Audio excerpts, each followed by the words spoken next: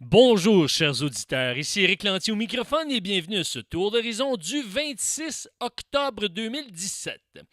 Et oui, aujourd'hui, mesdames et messieurs, il va être question de l'intégration des élèves en difficulté. Mesdames et messieurs, avec l'intégration des élèves en difficulté, on est loin de la coupe aux lèvres.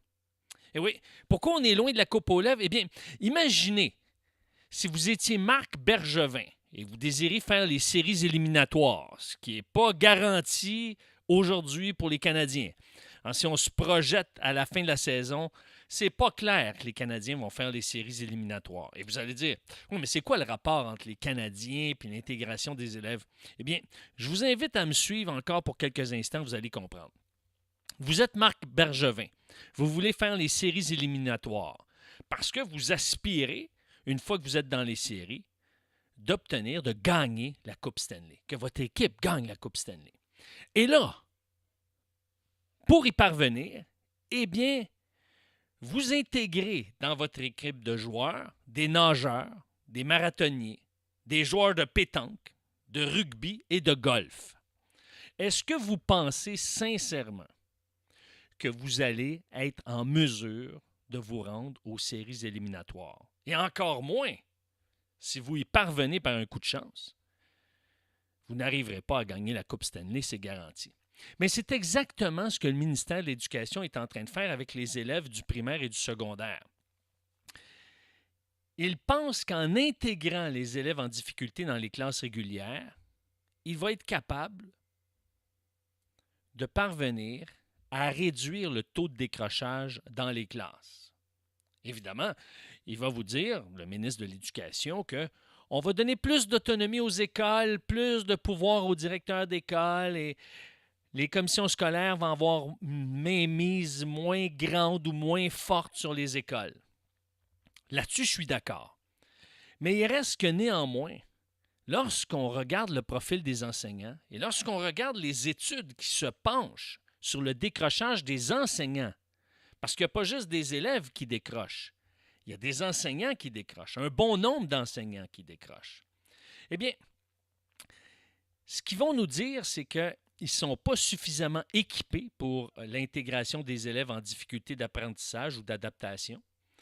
Les cas sont souvent trop lourds et, malheureusement, les résultats ne sont pas significatifs. Donc, ce n'est pas motivant pour les enseignants. Ils sentent que ce qu'ils font, l'énergie qu'ils mettent, parce que les enseignants mettent énormément d'énergie, eh bien, ça ne donne pas un résultat satisfaisant.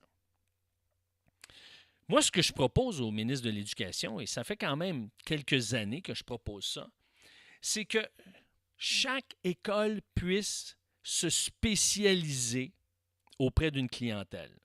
Donc, il serait important qu'il y ait des écoles pour les élèves doués, parce qu'eux autres ont besoin d'une motivation supérieure, parce qu'ils sont doués, ils sont déjà aptes à rencontrer les objectifs du curriculum plus rapidement que les autres. Maintenant, les élèves réguliers ont besoin aussi d'un espace où est-ce qu'ils vont pouvoir grandir, croître, mûrir et se développer dans un espace où est-ce qu'on n'intègre pas les élèves en difficulté d'apprentissage. Et là, vous allez me dire, oui, mais ça veut dire que tu exclus les élèves en difficulté d'apprentissage? Non. Moi, je crois qu'on a besoin de créer des écoles spéciales, des écoles qui sont conçues pour cette clientèle-là. Et pas juste pour la clientèle des élèves en difficulté d'apprentissage, parce qu'il y a différents types de difficultés d'apprentissage. Je crois qu'il doit y avoir des écoles spécialisées avec des enseignants qui sont spécialisés et qui sont formés pour chaque type de difficulté d'apprentissage. C'est comme ça qu'on va s'en sortir. Écoutez, on ne met pas des danseurs de ballet dans une équipe de hockey. Ça ne va pas ensemble. Maintenant, est-ce que ça veut dire que je dénigre les élèves, les enfants qui ont des difficultés d'apprentissage? Non, au contraire, je veux qu'on leur donne les meilleures ressources pour qu'ils puissent se développer et pas se sentir intimidés par ceux qui les regardent d'un mauvais œil en voulant dire, ben, tu nous ralentis, tu nous nuis. Comment ça se fait que tu n'es pas capable d'arriver là, au même niveau que nous? Au contraire, ils ont besoin d'un environnement dans lequel ils vont se développer et ils vont être encouragés. Et là, vous allez me dire, ouais, mais Eric, il est temps qu'on fasse ça. Et oui, mesdames et messieurs, maintenant, c'est au ministre de l'Éducation de nous démontrer qu'il a le courage pour y arriver. Sur ce, chers auditeurs, je vous dis à la semaine prochaine.